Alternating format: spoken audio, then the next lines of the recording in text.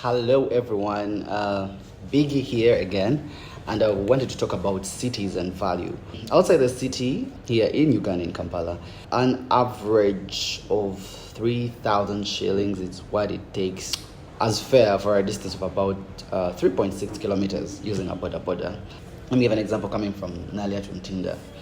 But if you are in town, that's Nakasero. If you just get a border, let's say from Nassau Road to Johnson Street, that is about 1.8 kilometers, half of the 3.6 kilometers I already mentioned.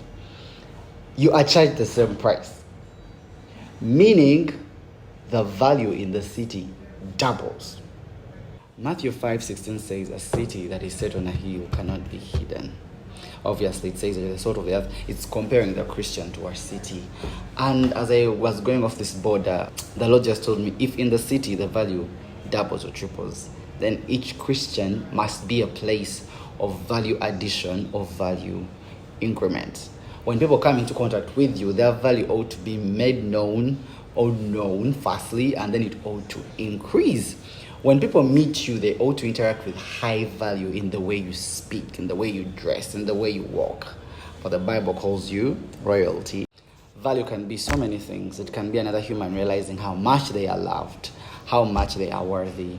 It can be bestowing favor to another, or one realizing the power they have, the glory they have, or the glory that's available for them. It can be joy, peace, even wealth.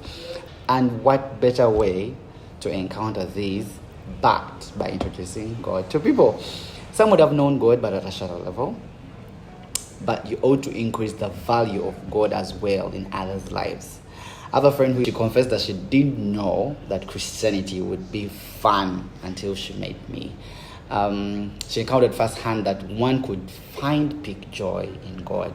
It used to be nightclubs for her, and that she abandoned. Praise the Lord.